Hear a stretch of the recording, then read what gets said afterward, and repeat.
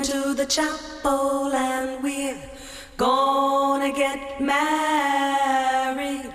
I think I fall in love too easily, but I don't regret them. Gee, I really love you and Margaret would never have a problem finding a husband. It's like Liz Taylor, you know. I have a thing with men. I want to be needed. I need to be needed. I was born in Memphis. I am the oldest in the family. I have 3 daughters. Her mother seemed like a really nice, warm person, in contrast with her dad, who I think was a strict religious guy. We could not wear shorts, wear slacks, cut our hair. You weren't supposed to do anything for pleasure. When Elvis Presley was the rage, he refused to let us watch him on TV because of his gyrations. She was always traveling and stuff. She went to a bunch of schools, like 10 or 15, something like that. My father was a barber. He would open a new barber shop, stay there until he got tired of the place, and so we'd move someplace else. So Margaret settled down and got married. I was married to Jerry Mason right out of high school. She had 2 children, Michael and a daughter, Christina. They lived just north of Chicago along Lake Michigan. I wanted the white picket fence. We had it. They had the dog, they had the swings, they had all the things that I never had. She really seemed to have a perfect life, a settled life, until she didn't. My husband had an affair. I went to real estate school, got my license, and found I could make it on my own. So I did. But for Margaret, it was hardly one and done when it came to marriage. Over the following years, she would quickly marry and divorce 2 more husbands. I think I'm easy to be married to because I'm a people pleaser. That's why none of the men in my life ever asked me for a divorce, not one. I always had to bring it up first.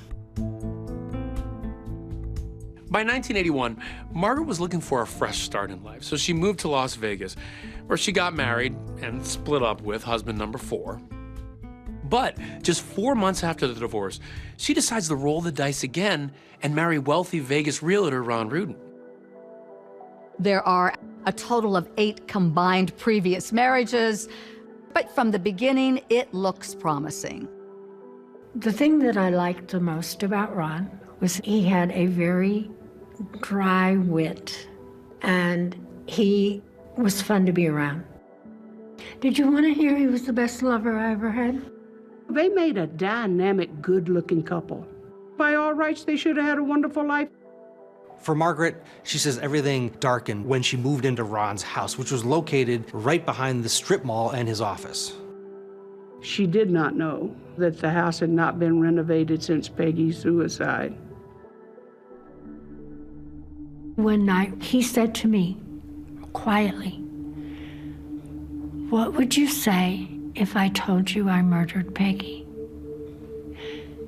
And I kind of caught my breath, and I didn't know what to say, because if I'd have said, "Yes, I want the details," I would have had to have left. I just said, "No, no, you're not going to relieve your guilt by telling me I don't want to know." He said, "Okay," and we never brought it up again. From a distance, they looked like the perfect couple. But behind the scenes, it was very volatile. Firearms, disputes about money, affairs. It wouldn't be long before Margaret discovers that Ron is having an affair with an IRS agent. In Margaret's case, she was allegedly having an affair with a man named Yehuda Sharon.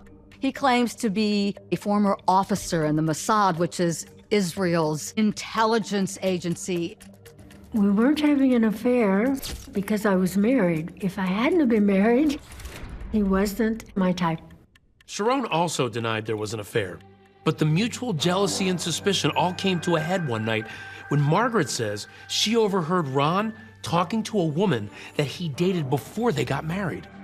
And we got into an argument because he didn't care that I heard the conversation. It gets to a point where Margaret pulls a gun on Ron in the bedroom. He slapped me. And so I got the gun, he wrestled it out of my hand, and I knew that was the closest to death I was ever gonna get by the look on his face. And I said, okay, that's it, I'm out of here. And he said, no, no, no, you don't have to go. I promise you nothing like that'll ever happen again. They went and had some counseling. She got to understand him a little bit better. She loved him. She really didn't want to divorce him. It was Ron that went back to get Margaret. And people believe that Margaret stayed with Ron because she, at this point, was after his money. I called him and he says, Margaret's diagramming out how she's gonna split up all my money. And he says, I'm really getting nervous. I told him, you better watch your back. And to add to Ron's worries, at the time, he was knee-deep in a massive real estate development deal that he was struggling to get financing for. We're up here at the Lee Canyon property that Ron Rudin owned. It's near Mount Charleston. It's about an hour outside of Las Vegas, about 8,000 feet. And Ron had hoped to make a development up here. And apparently, Ron was expecting an offer on this property. He had several million invested in this project called the Retreat at Lee Canyon. Lee Canyon is currently a ski resort, but in the 90s, there were questions raised about how Ron was funding his plans for an RV resort at the location. Ron, at one point, apparently approached some people that were affiliated with organized crime seeking, money to help develop this place. Well, he got paranoid. The older he got and the worse he was drinking, and he really started getting paranoid. He had a horrible fear of people. And he had guns, but he was still always afraid.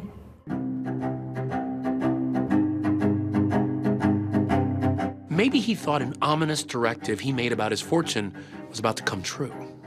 Ron almost seemed to predict his fate by putting in his will that if I were to ever die of foul play, look at the people around me who stand to benefit from this fortune. So that tells you something's not quite right.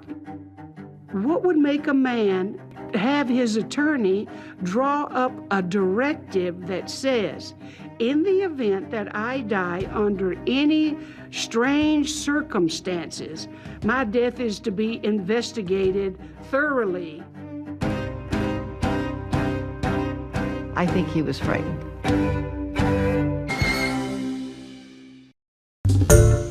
Hi everyone, George Stephanopoulos here. Thanks for checking out the ABC News YouTube channel. If you'd like to get more videos, show highlights, and watch live event coverage, click on the right over here to subscribe to our channel, and don't forget to download the ABC News app for breaking news alerts. Thanks for watching.